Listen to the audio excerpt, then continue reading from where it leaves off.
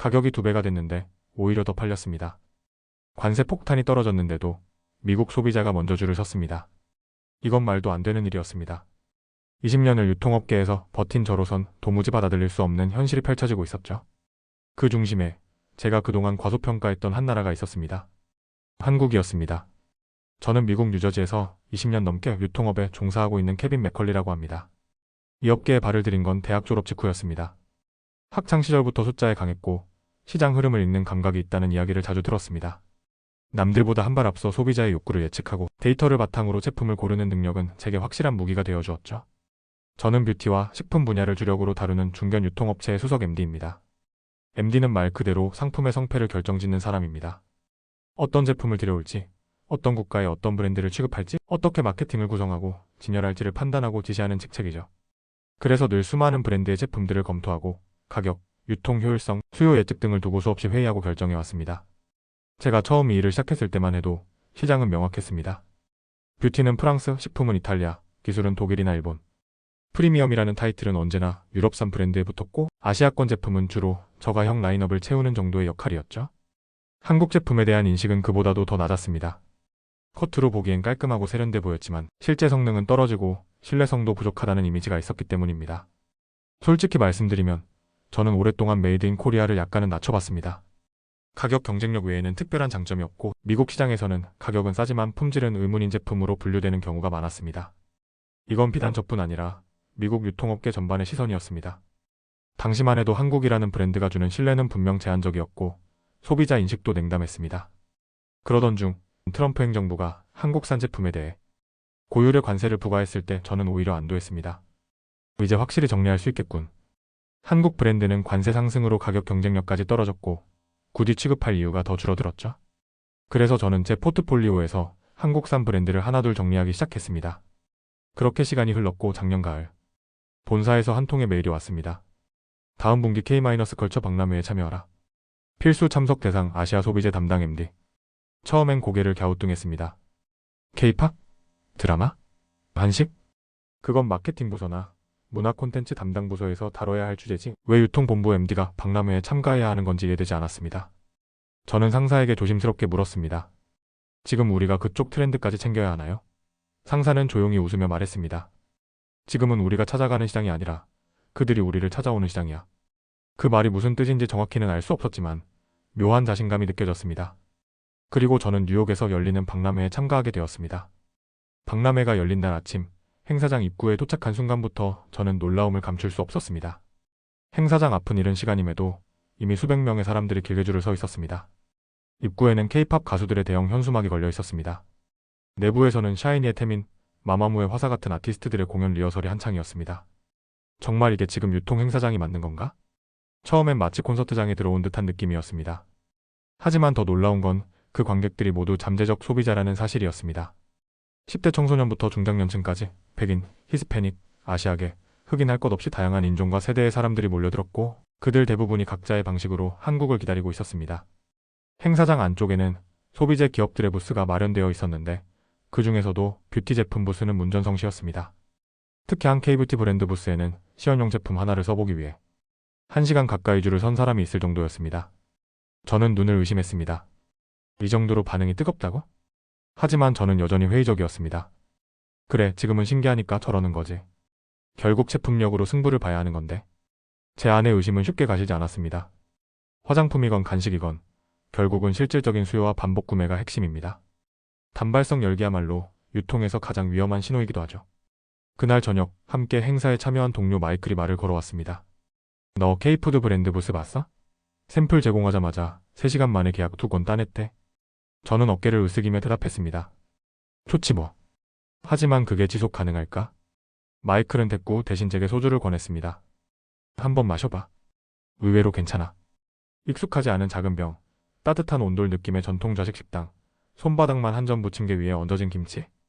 저는 그날 난생 처음 한국식 김치전과 소주를 경험했습니다. 그리고 놀랍게도 그 조합은 생각보다 훨씬 훌륭했습니다.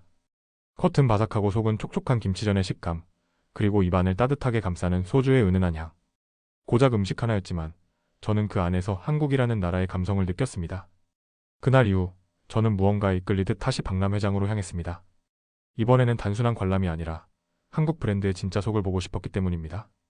박람회가 진행되는 나흘 동안 저는 계속해서 한국 브랜드 부스를 둘러봤습니다. 마음 한켠에서는 이건 유행일 뿐이야 라는 말을 되뇌었지만 제 눈과 귀는 부정할 수 없는 사실들을 계속해서 마주해야 했습니다. 어느 화장품 부스에서는 샘플 하나를 받기 위해 2시간 가까이 기다린 고객이 있었고, 음식 코너에서는 떡볶이와 김치볶음밥을 맛본 사람들이 감탄사를 연발하며 휴대전화로 사진을 찍어 SNS에 올리고 있었습니다.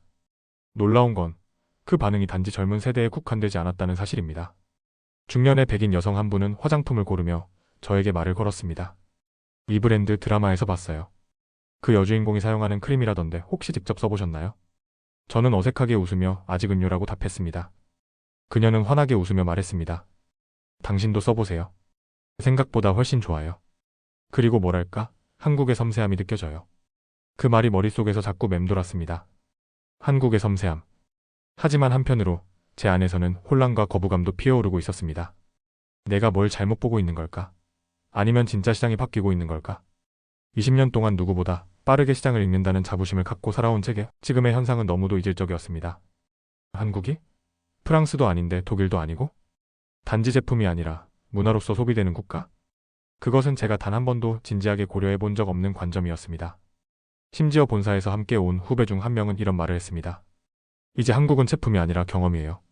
사람들은 드라마에서 본 장면을 그대로 따라하고 싶어 하죠. 그게 곧 구매로 이어지는 거예요. 저는 겉으로는 고개를 끄덕였지만 속으로는 깊은 반박이 올라왔습니다. 그건 일시적인 충동이지 유통의 본질은 반복성과 신뢰야. 하지만 박람회가 끝나갈 즈음 결정적인 일이 일어났습니다. 박람회 마지막 날, 저는 행사장에서 우연히 한 장년층 바이어와 마주쳤습니다. 그는 뉴욕의 대형 백화점 체인에서 유통을 총괄하는 중역이었고, 업계에서는 철저한 실용주의자로 유명한 사람이었습니다. 저는 호기심에 그에게 물었습니다. 어떻게 보셨습니까? 이번 한국 박람회? 그는 단호한 목소리로 말했습니다. 솔직히 말하면 이번에 한국 브랜드랑 정식 계약을 추진 중입니다. 품질, 유통관리, 스토리텔링 어느 것 하나 빠지지 않더군요. 그리고 관세? 고객들은 이제 그런 걸 따지지 않아요. 진짜를 원하죠. 그 말을 들은 순간 저는 말문이 막혔습니다. 그 사람은 저보다 더 보수적인 사고를 가진 인물이었고, 그런 그조차 한국 제품에 손을 내밀고 있었다는 사실은 제 자존심에 큰 균열을 일으켰습니다. 그날 밤 숙소로 돌아온 저는 혼자 깊은 생각에 잠겼습니다. 내가 지금까지 틀렸음을 인정해야 하는 걸까? 한국 제품이 단지 싸고 예쁜 걸 넘어 문화적 경험이자 신뢰의 대상으로 바뀌었다는 것을 말입니다. 며칠 후 귀국한 저는 며칠을 망설이다가 결국 본사에 보고서를 제출했습니다. 제목은 한국 브랜드 시범 수입 제안서. 내용은 간단했습니다. K뷰티종, K푸드이종 총 4개 브랜드를 한정 수량으로 들여와 매장 내 기획존에서 테스트 마케팅을 진행하자. 수요 반응을 기반으로 본격 계약 여부를 판단하자. 사실 이 보고서를 쓰는 내내 마음이 복잡했습니다. 내가 이걸 해야 하나? 혹시 실패하면? 하지만 동시에 더 늦기 전에 확인해야 한다는 생각도 강했습니다. 며칠 후 본사에서 승인 연락이 왔고, 몇 주 뒤 한국 제품들이 드디어 미국 매장에 입고됐습니다. 그리고 첫 판매일, 저는 일부러 매장에 직접 나가 있었습니다. 직원 교육도 마치고 고객 반응을 바로 관찰하기 위해서였죠. 그런데 매장을 찾은 고객들의 반응은 놀라웠습니다. 이거 진짜 한국 거예요? 드라마에 나오는 그거네. 가격이 좀 있지만 이건 꼭 써보고 싶었어요. 관세로 인해 다른 제품보다 가격이 높았음에도 불구하고 고객들은 거리낌 없이 구매를 이어갔습니다. 매장 직원이 제게 조용히 말했습니다. MD님, 오전에만 30개 이상 나갔어요. 고객들이 먼저 찾고 친구 따라와서 재구매하는 경우도 꽤 있었어요. 저는 믿기지 않는다는 듯 매장 데이터를 확인했습니다. 분명 일반적으로 신제품의 첫 주 반응은 소극적이기 마련인데 한국 제품은 첫날부터 판매량이 치솟고 있었던 겁니다. 그제서야 저는 처음으로 마음속 깊은 곳에서 어떤 감정을 느꼈습니다. 이건 단순히 제품의 문제가 아니었구나. 사람들은 지금 한국이라는 나라를 경험하고 있는 거구나. 며칠 후 한 고객이 남긴 후기를 보고 저는 결국 감정을 주체하지 못하고 말았습니다. 한국 제품은 그냥 물건이 아니라 정성이 느껴져요. 사용하면 마음이 따뜻해져요. 그날 밤 저는 오랜만에 제 사무실에서 조용히 와인을 한 잔 따랐습니다. 그리고 홀로 이렇게 중얼거렸습니다. 한국이 나를 이겼다. 내 자만심을, 내 편견을, 내 확신을 무너뜨렸다. 그날 이후 제 유통 인생에서 한국은 더 이상 무시할 수 있는 존재가 아니었습니다. 시범 입고한 제품들은 수일 내에 완판됐고, 그에 따라 본사 회의에서도 정식 입점 계약을 추진하자는 말이 자연스럽게 나왔습니다. 제 상사는 저를 바라보며 이렇게 말했습니다. 내가 예상보다 빠르게 움직여줘서 다행이야. 우린 이 흐름을 놓치면 안 돼. 그때부터였습니다. 저는 직접 한국 브랜드들과 협업 미팅을 시작했고 매주 한국 본사와 화상 회의를 하며 제품 개발 방향과 현지화 전략을 논의했습니다. 그 과정에서 저는 또 한 번 놀랄 수밖에 없었습니다. 한국 브랜드들은 단순히 제품을 파는 것이 아니라 그 제품을 통해 고객과 관계를 만든다는 마인드를 가지고 있었습니다. 예를 들어 한 화장품 브랜드는 미국 고객층의 피부 타입 데이터를 분석하여 제형을 미세 조정했고, 또 다른 식품 브랜드는 미국인들이 생소해할 수 있는 발효 식재료에 대해 애니메이션 형식의 영문 콘텐츠를 제공하여 이해를 돕는 등, 그 세심함과 진정성은 그동안 제가 알고 있던 유럽 브랜드들과는 전혀 다른 차원이었습니다. 팔고 끝이 아닌 함께 살아가는 브랜드라는 느낌이 강하게 들었습니다. 이처럼 한국 기업들과의 협력은 단순한 계약을 넘어 신뢰와 공감이라는 정서적 가치까지 포괄하고 있었습니다. 그리고 그 신뢰는 실질적인 결과로 이어졌습니다. 3개월 뒤 저희 회사는 정식으로 K뷰티, K푸드, K헬스케어 제품들을 주요 유통 라인에 배치했고, 동시에 K컬처 라이프라는 이름의 단독 기획존을 운영하게 되었습니다. 그 결과는 말 그대로 폭발적이었습니다. 평소보다 회전율이 2배 이상 빠르게 나타났고, 고객 만족도 조사에서도 한국 제품 신뢰도 항목이 1위를 차지했습니다. 그 즈음 저는 본사에서 개최하는 글로벌 회의의 연사로 초청받았습니다. 주제는 비관세 장벽을 뛰어넘은 소비자, 신뢰 K브랜드 사례. 무대에 올라 수백 명의 동료들 앞에서 한국과의 협업 사례를 발표하면서 저는 마음속 깊이 울컥하는 감정을 느꼈습니다.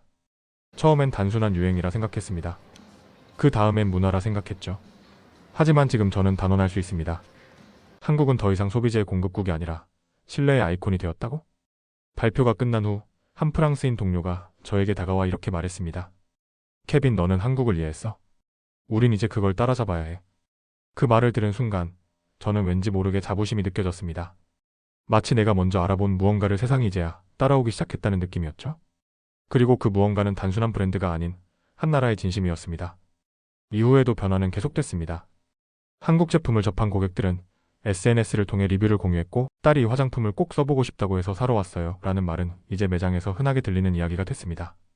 한국산 소주는 뉴욕 한복판의 트렌디한 바에서 이국적이면서도 부드러운 술로 자리 잡았고, 한식은 단순한 음식이 아니라 힐링과 집밥의 상징으로 미국인들의 식탁에 자연스럽게 스며들었습니다. 그 과정에서 저는 한국이라는 나라에 대해, 그리고 그 문화에 대해 더 깊은 존중과 애정을 갖게 되었습니다. 그 전까지는 몰랐습니다. 정이라는 단어의 의미, 제품의 사람의 손길과 이야기를 담는다는 정신, 그리고 함께 살아가는 삶의 철학이 담긴 나라.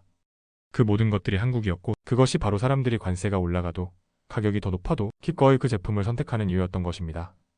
몇 달 전 저희 회사는 한국과의 협력을 공식화하며 전략적 파트너십 체계를 발표했습니다. 그 자리에 한국 본사의 대표와 브랜드 디렉터도 참석했고, 저는 직접 그들과 악수를 나눴습니다. 처음 한국을 낮춰봤던 제 모습이 떠올라 한동안 말이 나오지 않았습니다. 그리고 마침내 진심을 담아 이렇게 말했습니다. 감사합니다.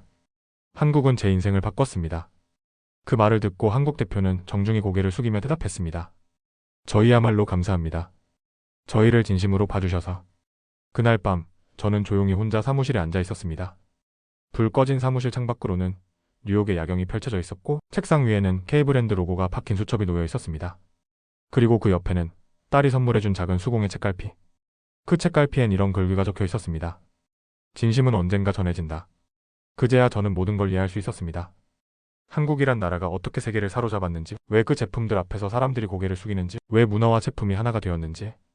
그건 단지 자본이나 마케팅의 힘이 아니라 사람과 사람 사이에 스며든 진심의 결과였습니다. 그리고 지금 이 영상을 보시는 여러분께 저는 감히 말씀드리고 싶습니다. 혹시 당신도 아직 한국에 대해 편견이 있으신가요? 혹시 그 작고 동족의 나라가 만든 제품이 당신의 삶을 바꿀 수 있다는 걸 믿지 않으시나요? 저는 한때 그런 사람이었습니다. 하지만 지금은 누구보다 먼저 말할 수 있습니다. 한국은 진심을 만드는 나라입니다. 이 이야기가 감동적이셨다면 구독과 좋아요, 댓글로 여러분의 생각을 나눠주세요. 한국, 우리나라의 진심이 더 많은 사람들에게 전해질 수 있도록 나누어 주시면 감사하겠습니다.